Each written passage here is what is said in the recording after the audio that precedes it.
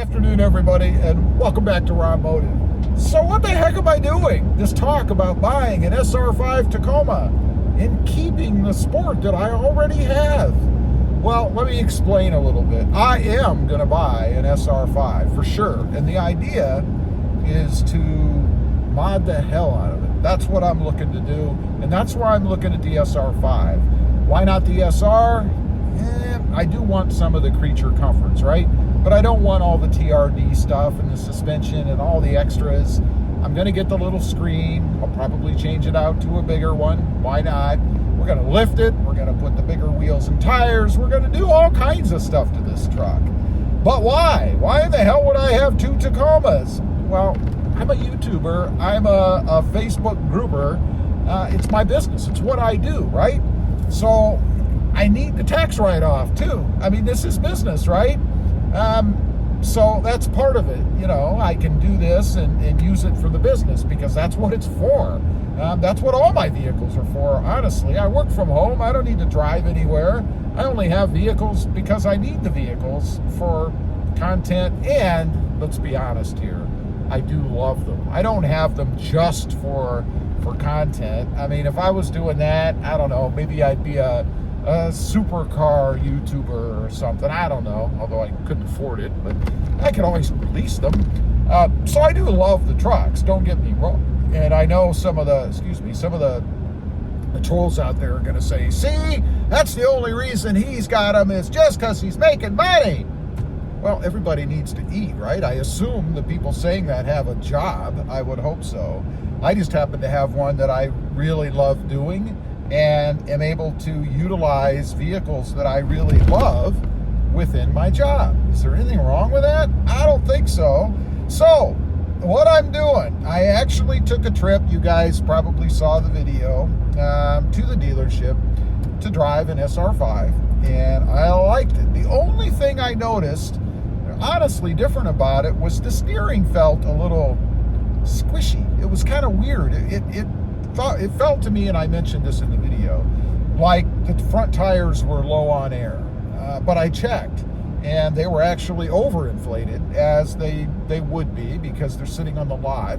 The dealership and, of course, the manufacturer, Toyota, when they ship them, don't want them to arrive with flat tires. So they're always overinflated. And by the way, you should always check your tire pressures when you buy a new vehicle, because they are going to be overinflated, right? And it's funny too, you're going to have a different driving experience for your test drive because of that. It's going to feel, I would think, more harsh. It always does to me, and maybe even more crisp because those tires are overinflated. And if you drive it far enough, you might even notice a mileage increase, because the more air you put in, the better your fuel economy is to some extent. So anyway, I drove it. I liked it. Of course, I liked it. I love the Tacomas. I'd have been shocked if I didn't. I think I could have even driven maybe an SR, although the SR is a bit detuned, so I doubt I would have liked that much. But the SR5 is right on par, and it felt just as good as what my TRD Sport did before I added, you know, the mods and things to it, like the Banks intake and the boost tubes and the PedalMonster, you know, all the stuff that I talk about in the group and on the channel. So now it's a matter of timing, right? For me, it's probably going to be within the next month or two, unless a stellar deal arises, right? I had posted in the group the video, which you guys I think have seen by now, same one, of the test drive and all of that. And a different dealer contacted me who's in my group, which, by the way, I think is really cool. I appreciate that.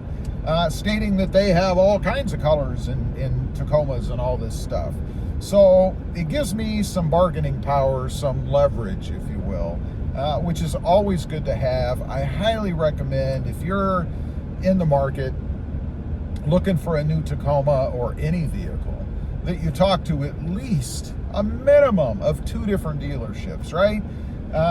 That way you'll get the best deal, and you can kind of see where you're at too, because if you don't shop around, you really don't know what you're able to get, right? So we shall see. The big thing that this hinges on for me, and I didn't think it did really, and I didn't when I test drove, is the lift. I want to be able to have it lifted by the dealership.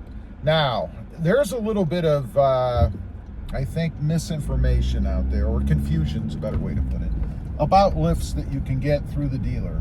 I was told by one that the Toyota lift is not available to the dealerships.